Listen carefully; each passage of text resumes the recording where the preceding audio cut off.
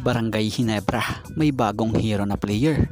And ito ang totoong lagay pala ngayon nitong si Jamie Malonzo matapos ang masamang nangyari na ito.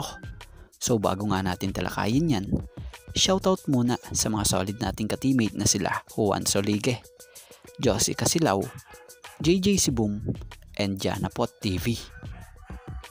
Bago pumutok ang final buzzer, ang lahat ay nagimbal sa nangyari kay Jamie Malonzo bukod sa teammates niya sa Ginebra at mga fans, pati katunggaling Northport players nag-alala at nabigla ng madulas ito matapos batuhan ng crosscourt at magtangkang umatake. Pansin si Jamie Malonzo ay hindi ito agad nakatayo nang mangyari ang insidenteng to. Maging si Boss Al sobrang concerned sa nangyaring ito kay Jamie. So sa naging laro ni Jamie Malonzo kontra Northport Batang Pier, ganda pa naman ang mga ginawa niya rito kung saan kumamada pa siya ng 14 points, 6 rebounds, and 4 assists. So kung mapapansin nyo talagang di maganda ang tinamo ni Jamie Malonzo na ito.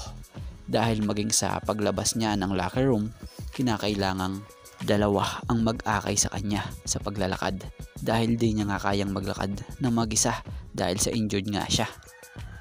About sa totoong lagay ni Jamie Malonzo, may binanggit si Coach Tim Cone sa isang interview sa kanya kung saan sinabi ni Coach Tim Cone, credit po, "We didn't know exactly the extent of the injury, but he has to carry off the locker room. I'm not a doctor, but it looks like calf or Achilles. I don't know, but it's the lower leg." So yun, ayon yan kay Coach Tim na coach ni Jamie Malonzo sa Barangay Ginebra. At patungkol naman tayo rito sa bagong ika nga hero player ng Barangay Ginebra na si Ralph Koo. Solid performance na naman nga po ang pinakita niya rito. Parang veterano na talaga kung maglaro at nakukuha na rin niya yung triangle offense ng Barangay Ginebra. So sobrang proud nga rito si Coach Tim Cone sa ginawang ito ni Ralph Koo. Biro mo naman, almost triple-double ang ginawa niya na kung saan gumawa siya ng 24 points, 10 rebounds, and 9 assists. So future Ginebra star ito kung maituturing with height. So hindi lang tres ang kaya niyang may ambag nito, kundi pati depensa. Ang laking tulong talaga. Samahan mo pa ng magandang court vision. Kaya naman sana magtuloy-tuloy pa itong ganitong laro nitong si Ralph Koo. So maganda pa nga po sa nangyari kay Ralph Koo ngayon ay nakakakuha na siya ng mga payo galing nga sa mga mas veterano sa kanya.